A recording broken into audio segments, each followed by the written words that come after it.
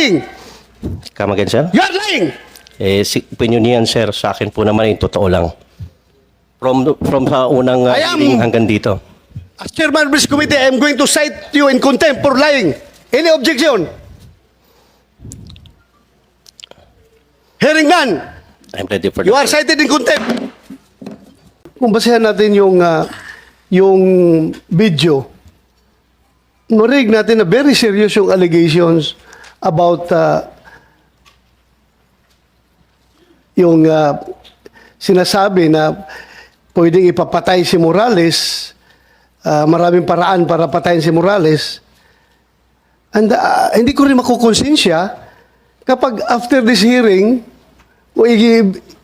i-terminate na natin itong hearing na ito ngayon, tapos may mangyari kay Morales, mamamatayan, dahil hindi natin nakumpronta si James Kumar as to the veracity of that conversation. So, I think I am remiss of my duties kung hayaan natin na isara lang ito na hindi mapakinggan si Kumar. Kasi very serious yung sinasabi nitong former Napolcom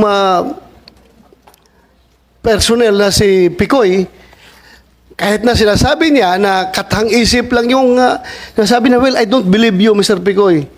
I don't believe you. In the first place, sinasabi mo na katang-isip mo yun.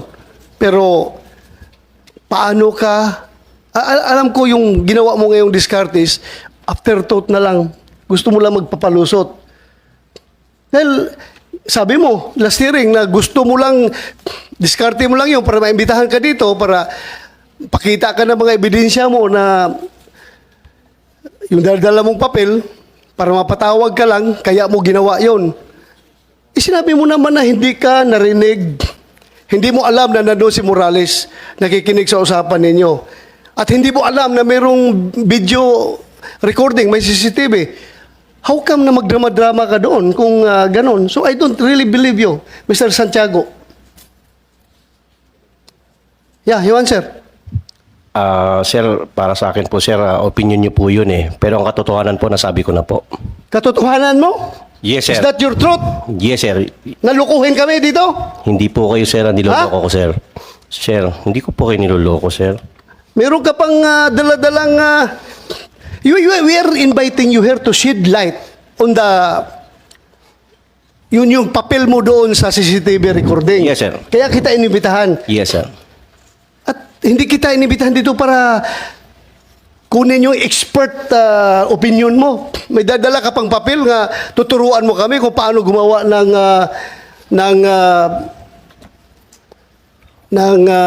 operation to conduct report, yung pre-operational report. Sino ka para magturo sa amin dito? Hindi ka nga naging pulis, hindi ka nga naging PDEA. Na Polcom employee ka lang, na-dismiss ka pa. So paano ka bigay ng expert opinion sa amin?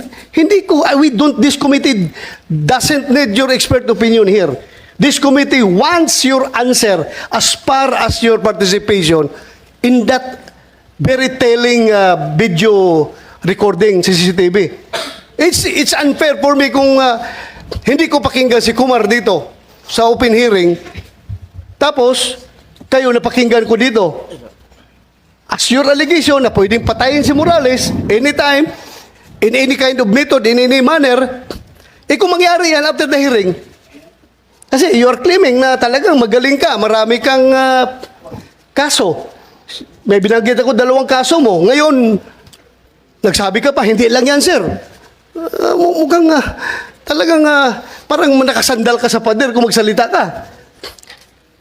Sir, kagaya po ng sinabi ko, sir, opinion niyo po yun, pero yung katotohanan po, sa akin po yun. Sinabi ko na po. So, ibig mo sabihin, totoo talaga yun? Na nanluloko ka lang? Kagaya po ng sinabi ko noong unang hearing, sir, niloloko ko po si Romy, hindi po kayo. Pero sila ang nagpasakay sa inyo, hindi po ako. Anong reason mo? Bakit mo siya niloko? Kagaya po nung sinabi ko noong unang hearing, sir, meron po sana akong gustong patunayan na 2 bagay. Yan ang unang bagay na nakarating ako dito. Dahil sa kwento ko sa 2, hindi po kasama kayo. Siya ang nagpasakay sa inyo, sir, hindi ako.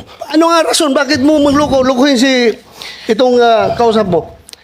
para mapatawag ka dito sa hearing. Kagaya ng sinabi ko pa rin po noong unang hearing, sir, yun pa rin po. Doon ako nakatindig dahil yun po ang katotohanan. Do you think mapapatawag ka dito kung wala yung hindi pinakita ni Morales yung CCTV? At hindi mo alam na may CCTV recording yon. At hindi mo alam na nandun si Morales nung nag-usap kayo. Kagaya po, sir, ng sinabi ko, sir, iyan po ay lahat ay isang katang isip na para sa kanila lang. Pero ang nangyari, sila ang nagpasakay po sa inyo, hindi po ako. Sila lang po ang pinapasakay ko, sir.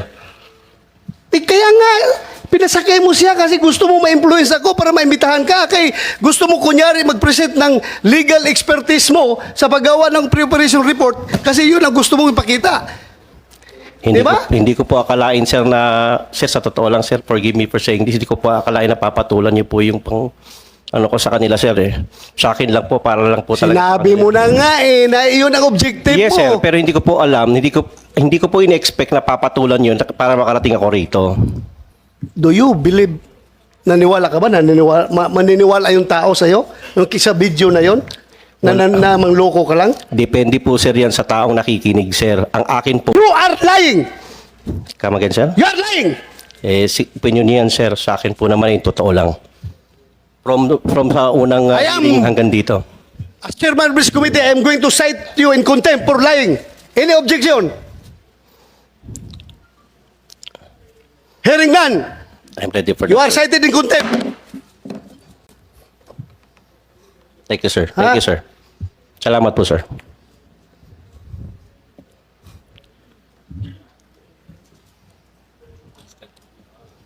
Kumsik, you take custody of this person.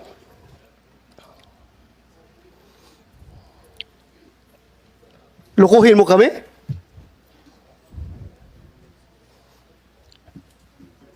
May dala na po akong bag, sir. Kunin mo na yung bag. Ha? 1 minute suspension.